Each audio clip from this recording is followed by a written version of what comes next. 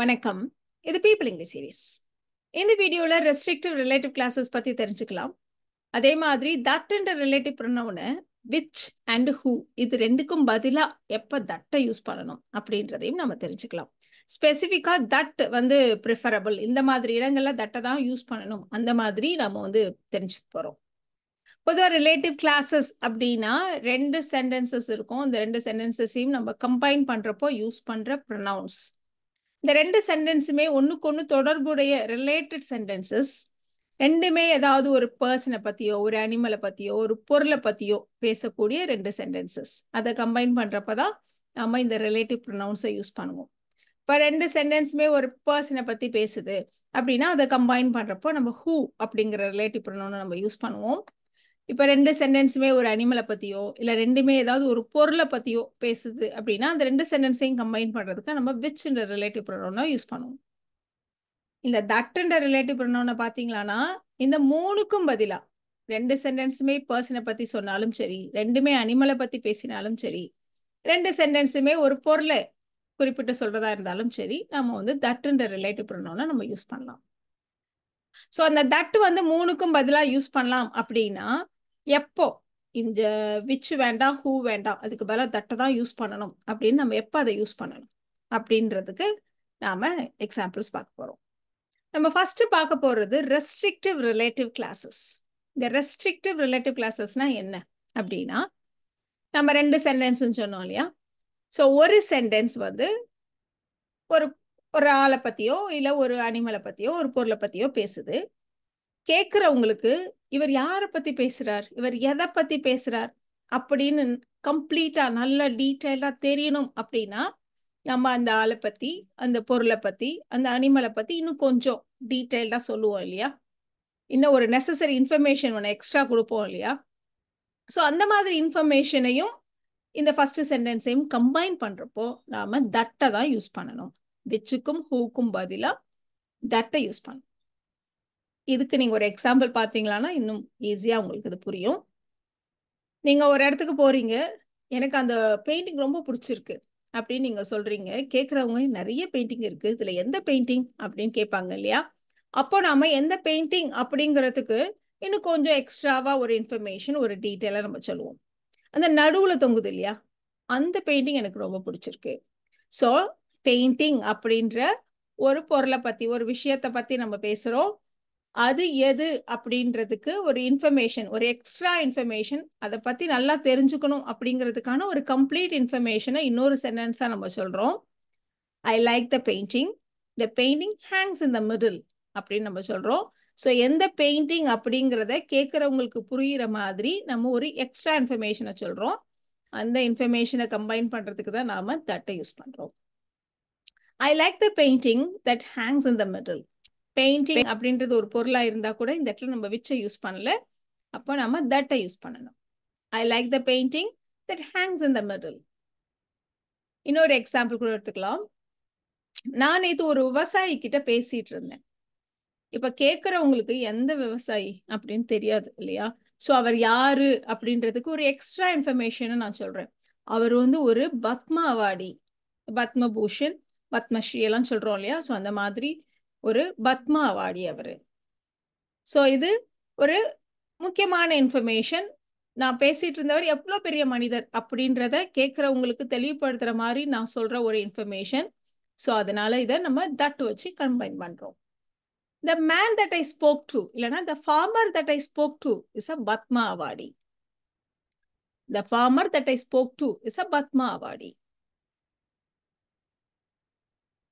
அந்த டாக் என் பக்கத்து வீட்டுக்காரது. எந்த டாக் நிறைய நிக்குது, அந்த பிளாக் ஸ்பாட்ஸ் எல்லாம் இருக்கு இல்லையா, அந்த டாக். ஸோ ஒரு எக்ஸ்ட்ரா இன்ஃபர்மேஷன், எதுன்னு ஐடென்டிஃபை பண்றதுக்கு தேவையான ஒரு இன்ஃபர்மேஷன். அதனால நம்ம தட் வச்சு கம்பைன் பண்றோம். The dog that has black spots is my neighbors. The dog that has black spots is my neighbors. So கேட்குறவங்களுக்கு எதன்னு ஐடென்டிஃபை பண்றதுக்கு கொடுக்கக்கூடிய ஒரு எக்ஸ்ட்ரா இன்ஃபர்மேஷன், முக்கியமான இன்ஃபர்மேஷன். அந்த இடங்கள்ல தான் நாம தட்டை நம்ம சேர்த்து சொல்றோம். உங்க டாக ஒரு கார் மோதிட்டு போயிடுச்சு, அந்த கார் எல்லோ கலர்ல இருந்துச்சு. ஸோ ரொம்ப முக்கியமான இன்ஃபர்மேஷன். எந்த கார் அப்படின்னு அவங்களுக்கு தெரியணும் அப்படின்னா அது கலராவது நமக்கு சொல்லணும் இல்லையா? A car hit your dog. The car was yellow. So இப்போ நம்ம இதை கம்பைன் பண்ண போகிறோம். The car which hit your dog was yellow அப்படின்னு சொல்றதை விட the car that hit your dog was yellow. இந்த எக்ஸாம்பிள பாருங்க. இது ரெஸ்ட்ரிக்டிவ் ரிலேட்டிவ் கிளாஸா இல்ல நான் ரெஸ்ட்ரிக்டிவ் ரிலேட்டிவ் கிளாஸா அப்படின்றத நம்ம தெரிஞ்சுக்கிறதுக்கு இது ஈஸியா இருக்கும். நான் என் பிரிண்டரை சரி பண்ணணும். இந்த இன்ஃபர்மேஷனே போதுமானது இல்லையா? என்னோட பிரிண்டரை பத்தின எக்ஸ்ட்ரா இன்ஃபர்மேஷன் கேட்கறவங்களுக்கு தேவையில்லை. என் பிரிண்டர்னாலே இவங்க வீட்டில் ஒரு பிரிண்டர் இருக்கு, அது சரி பண்ணணும் அப்படின்றது தெரிஞ்சிடும் இல்லையா? ஸோ இதுக்கு மேல நான் என்ன ஒன்று சொன்னாலும், என் பிரிண்டரை பத்தி சொன்னாலும் அது ஒரு எக்ஸ்ட்ரா இன்ஃபர்மேஷன், பட் ரொம்ப நெசசரி அண்ட் என் பிரிண்டரை பத்தி தெரிஞ்சுக்கிறதுக்கு தேவையான கம்ப்ளீட் இன்ஃபர்மேஷன் அப்படின்னு நான் சொல்ல முடியாது. ஸோ அந்த மாதிரி இடங்கள்ல நம்ம தட் இல்லை விச்சை யூஸ் பண்ணும். இப்போ நான் என் பிரிண்டரை சரி பண்ணணும், நான் அதை வாங்கி 1 வருஷத்துக்குள்ள தான் இருக்கும், இப்போதான் வாங்கினேன், அதுக்குள்ள சரி பண்ணணும், எப்படி நம்ம சொல்றோம் இல்லையா? ஸோ எக்ஸ்ட்ரா இன்ஃபர்மேஷன், பட் அது கம்ப்ளீட்டான நெசசரி இன்ஃபர்மேஷனை கொடுக்கக்கூடிய ஒன்று இல்லை அப்படின்னா அப்போ நம்ம விச்சை யூஸ் பண்ணணும். I have to fix my printer. I bought it less than a year ago. இப்போ இதை கம்பைன் பண்ணலாம். I have to fix my printer, which I bought less than a year ago. இப்போ அதே மாதிரி என்னோட சிஸ்டர் ஒரு restaurant open பண்றா. அவ ரொம்ப நல்லா சமைப்பா. என்னோட சிஸ்டர்னு சொன்னாலே போதுமானது. ஸோ என்னோட சிஸ்டர் அப்படின்னாலே கேட்குறவங்களுக்கு யாருன்னு தெரிஞ்சிடும். ஸோ அவ சூப்பரா சமைப்பா அப்படின்றது ஒரு எக்ஸ்ட்ரா இன்ஃபர்மேஷன் தானே தவிர அது ஒரு நெசசரி அண்ட் கம்ப்ளீட் இன்ஃபர்மேஷன் இல்லை. அதனால நம்ம இந்த இடத்துல ஹூவே யூஸ் பண்ண போறோம். So my sister who is a great cook is opening a restaurant. So இந்த இடத்துலையும் பார்த்தீங்கன்னா இந்த அடிஷ்னல் இன்ஃபர்மேஷனை நம்ம கமா வச்சு போட்டிருக்கோம் பாருங்க. இது ஒரு அடிஷ்னல் இன்ஃபர்மேஷன் தான் கேட்குறவங்களுக்கு. ஏன்னா உங்களுக்கு ஆல்ரெடி இந்த நவுன் யாரு அப்படின்றத உங்களுக்கு தெரிஞ்சிருச்சு. ஸோ நான் ஏதாவது இன்னொரு எக்ஸ்ட்ரா டீட்டெயில் சொல்லி தான் உங்களுக்கு அது யாருன்னு தெரியணுன்ற அவசியம் இல்லை. ஸோ அந்த மாதிரி இடங்கள் எல்லாம் நம்ம ஹூவையே தான் யூஸ் பண்றோம். My sister who is a great cook is opening a restaurant. இப்போ நாம தட்டை எங்க யூஸ் பண்ணணும், விச்சுக்கும் ஹூக்கும் பதிலாக தட்டை எங்க யூஸ் பண்ணணும் அப்படிங்கிறதுக்கான ஒரு ஃபர்ஸ்ட் சிச்சுவேஷன் பார்த்துட்டோம். இப்போ ரெண்டாவதா நம்ம எங்க தட்டை தான் ப்ரிஃபர் பண்ணுவோம் அப்படின்னா சூப்பர்லேட்டிவ் டிகிரியில வர அப்ஜெக்டிவ்ஸ் கூட நம்ம தட்டை தான் யூஸ் பண்ணுவோம். ஹூவையோ விச்சையோ நம்ம யூஸ் பண்றது இல்லை. இந்த இடத்துல அந்த மல்லிகை பூ தான் இருக்கிறதுலையே நான் பார்த்ததுலேயே ரொம்ப மனம் கொண்ட அப்படின்னு சொல்றப்ப இந்த மோஸ்ட் ஃப்ரேக்ரண்ட் ஃப்ளவர் அப்படின்னு நம்ம சொல்றோம் இல்லையா? ஸோ இப்போ அந்த மோஸ்ட் அப்படின்ற மாதிரி சூப்பர்லேட்டிவ் டிகிரி எல்லாம் யூஸ் பண்றப்போ நம்ம விச் இல்லை, நம்ம that is preferable. The most fragrant flower that I have ever seen is jasmine. எப்படிதான் நம்ம சொல்லுவோம். இப்போ அதே மாதிரி நான் பார்த்ததுலேயே ரொம்ப உயரமான ஒரு மனுஷனா அது ஜான் தான். The tallest person that I have ever seen is John. The tallest person who I have ever seen is John. நம்ம சொல்றது இல்ல. The tallest person that I have ever seen is John. எப்படிதான் நம்ம சொல்லுவோம். இப்போ மூணாவது that எங்கெல்லாம் use பண்ணுவோம் அப்படின்னா இந்த வார்த்தைகள் ஒரு லிஸ்ட் கொடுத்துருக்கோம் பாருங்க. Any, only, the same, none, same, இந்த மாதிரியான வார்த்தைகள். இது கூட எல்லாம் நம்ம தட்டு தான் நம்ம யூஸ் பண்ணுவோம்.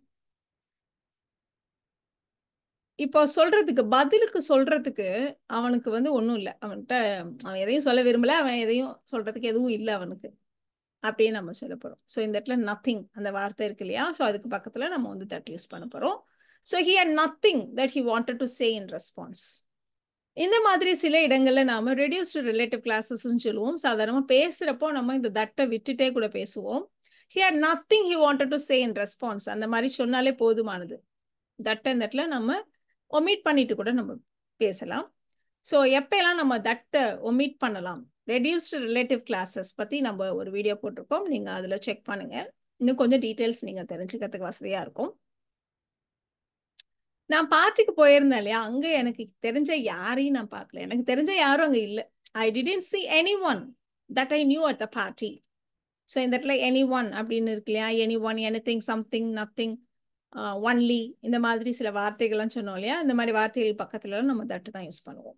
So I didn't see anyone that I knew at the party. இல்லைன்னா ரெடியூஸ்டு ரிலேட்டிவ் கிளாஸஸ் அப்படின்னு சொல்ற மாதிரி நம்ம பேசுறப்போ இந்த தட்டை கூட விட்டுட்டு நம்ம சொல்லலாம். I didn't see anyone I knew at the party. எப்படின்னு நம்ம சொல்லலாம். எப்ப நாம இந்த தட்டை ஒமிட் பண்ண முடியாது, எப்ப நம்ம இந்த தட்டை ஒமிட் பண்ண முடியாது அப்படின்னா, இந்த தட்டு வந்து சப்ஜெக்ட ரெஃபர் பண்றப்போ நம்ம அப்படி தட்டை வந்து விட்டுட்டு பேச முடியாது. இப்ப தோட்டத்துல பூத்திருந்த எல்லா பூக்களும் ரொம்ப அழகா இருந்துச்சு அப்படின்னு நம்ம சொல்ல போறோம். So all the flowers that bloomed in the garden were beautiful. அப்படிதான் நம்ம சொல்றோம். இங்க இந்த இடத்துல ஃபிளவர்ஸ் அப்படின்னு இருக்கிறதுனால, பூக்களை குறிக்கிறதுனால நம்ம விச்சுன்னு யூஸ் பண்ணல. இந்த இடத்துல ஆல் இருக்கிறதுனால நம்ம தட்டு தான் யூஸ் பண்றோம். அதே மாதிரி இந்த தட்டை ஒமிட்லாம் பண்ணிட்டு நம்ம பேச முடியாது.